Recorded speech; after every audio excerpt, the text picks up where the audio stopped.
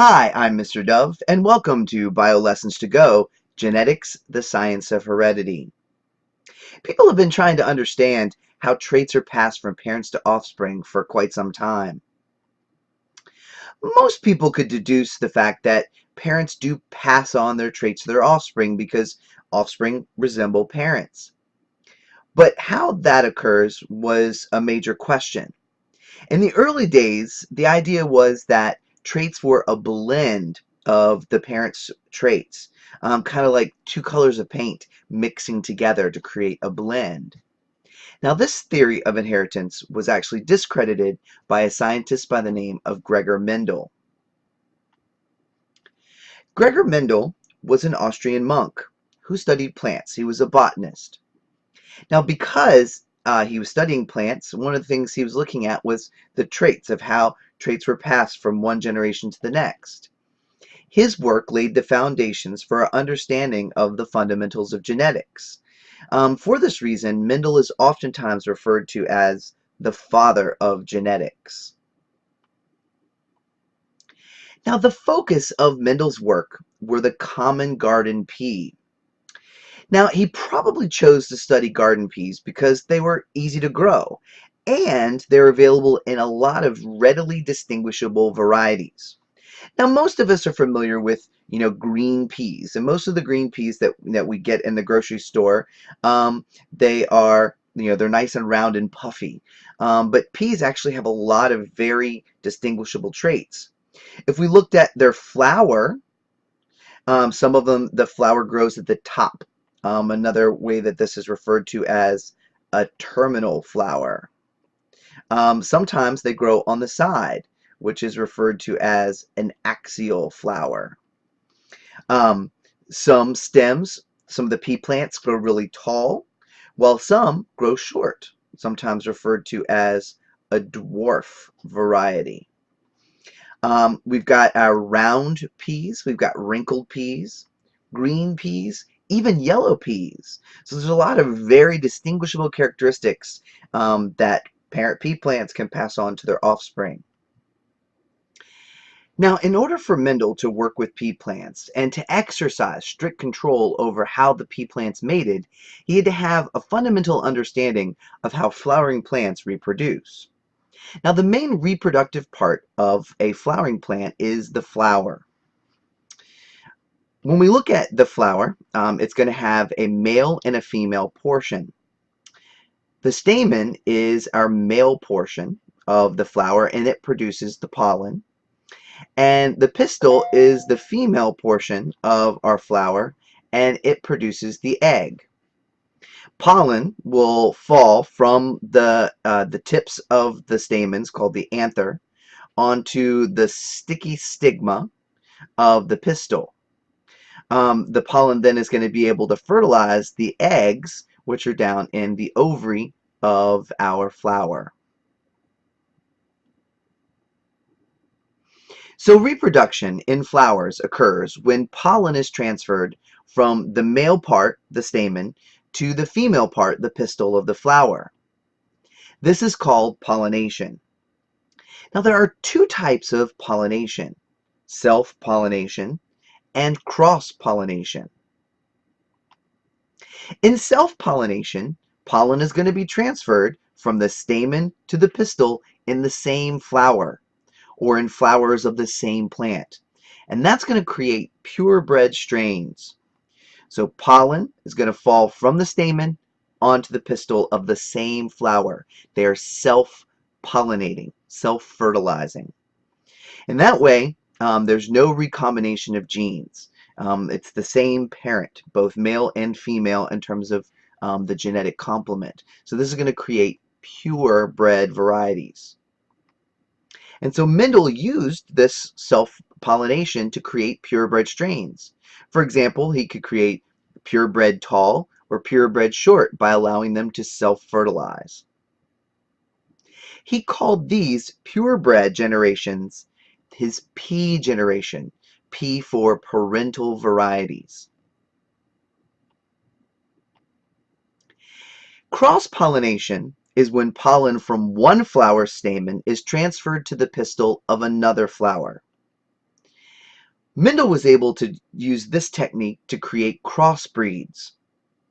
What he would do is he would remove the male part from one flower and then use a paintbrush, or some people have said perhaps even the rear end of a honeybee, to be able to then pollinate from one flower to the next. In doing this, he was able to ensure the parentage of his crosses. To make sure that no further pollination would take place, he would then cover his flowers with little burlap sacks to make sure that they did not further encounter fertilization. So Mendel cross-pollinated his pea generations, and then he looked at the traits that were inherited in the offspring. These offspring he called his F1 generation, where F stands for filial, which is Latin for sons. So this was like the first sons, the first children from that generation. So for example, he would take his purebred tall and cross that with his purebred short to see what would happen.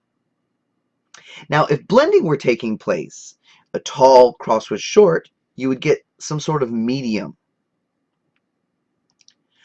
But in this case, all of the pea plants were tall, which told us that blending did not take place. And so what people were thinking for so long was incorrect. It was disproven from this experiment.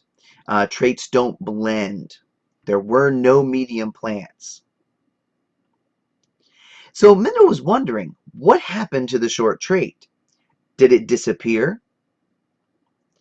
To test this, he crossed his F1 generation, his hybrid tall plants, to see what would happen. Surprisingly, in the second generation, the F2 generation, the short trait came back. So it didn't disappear after all. So based upon his observations, Mendel learned quite a bit and put together a few conclusions, which we call Mendel's principles. First, Mendel concluded that each individual carries two inheritable factors, which today we call alleles, for their traits.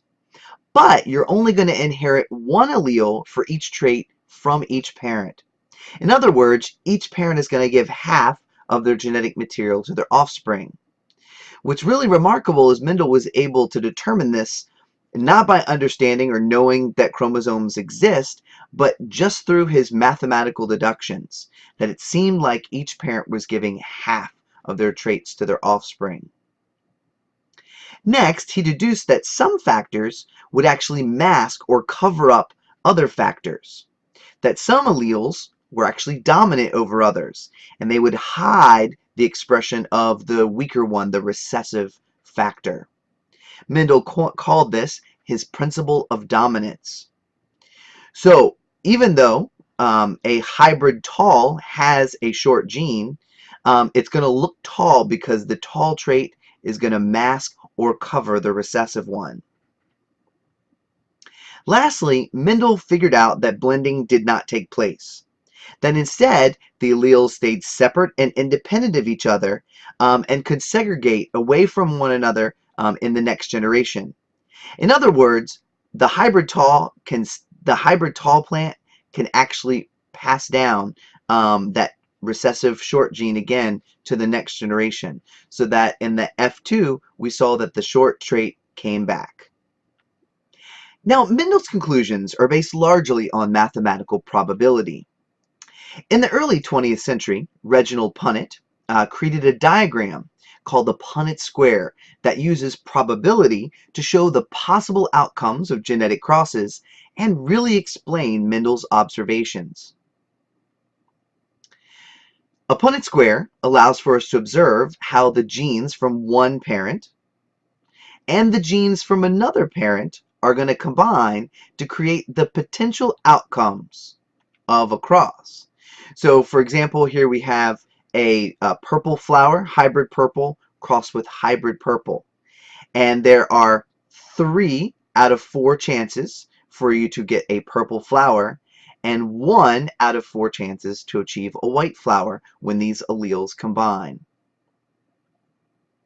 Now let's examine some of Mendel's principles through the lens of a Punnett square. Let's begin with Mendel's principle of dominance. With Mendel's principle of dominance, we started off with a P generation, the purebred generation, pure tall with pure short.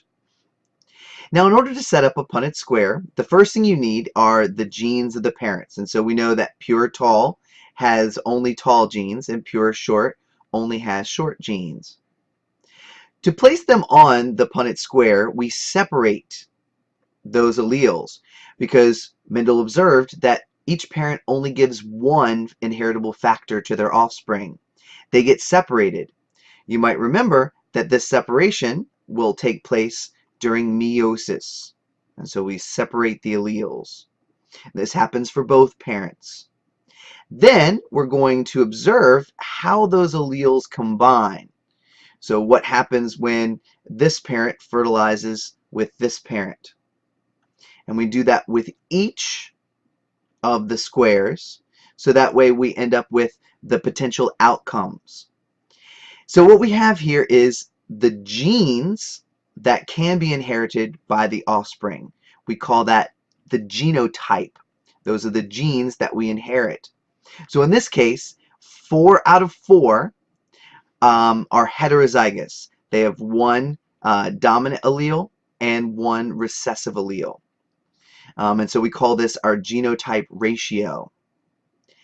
Now our genes also will provide us with our physical appearance. So if we have a tall gene and a short gene, because of the principle of dominance, the tall is going to mask that short, and we end up being tall. So every single one of the offspring are going to be tall. So our physical appearance, our phenotype ratio, is 4 out of 4 tall. It's 100% tall. So the offspring weren't medium because blending doesn't take place, but instead they were all tall because that tall trait masked that recessive short one, and that's what showed up. The tall trait is dominant, and that's Mendel's principle of dominance, where one allele will mask or cover up the other. Now, the other main principle that we can look at here is Mendel's principle of segregation. To observe segregation, we're going to start off with 2 hybrid tall pea plants, 2 pea plants that are heterozygous for the tall trait. Once again, knowing their genes, we can then separate them. We can allow for them to separate away from each other, and then they're going to reform in the offspring when they combine through fertilization. So the first square, we're going to get all tall genes. Then if we move to our next square, that's going to be 1 tall and 1 short, and then 1 tall and 1 short, and then lastly 2 short alleles. So when we interpret this Punnett square, the genotype ratio is a little bit different because 1 is all tall, 2 have 1 tall and 1 short, and there's 1 that's pure short. So the genotype ratio is 1/4 homozygous for the dominant, pure dominant, 2/4 or 50% are heterozygous, and 1/4 is pure homozygous recessive. Then, when these genes give their physical appearance, if you have only tall genes, then you're going to be tall. If you have a tall and a short one, you're still going to be tall because remember, the tall mask the short. And then finally, if you only have short genes, the only thing you can be is short. So for our phenotype ratio, the physical appearance, we have 3/4 that appear tall and 1/4 which is short. So the principle of segregation basically says that the genes will stay separate and they segregate away from each other and are able to recombine in the next generation. That our alleles are inheritable factors. They don't blend. They stay separate away from each other and can recombine during fertilization. So that's why our short plant can come back in the F2 generation, because the short gene didn't blend with the tall. It stayed separate and was able to segregate away. So with Mendel's discoveries and Reginald Punnett's Punnett square, we're really able to explore the fundamentals of genetics. From here, we're going to continue to build on these fundamentals, and we're going to be looking at not only how single traits are inherited from parents to offspring, but how multiple traits are inherited from parents to offspring. And then we're going to go beyond Mendel and see how different ways that we can get our traits that Mendel could not have observed in his pea plants. So stay tuned.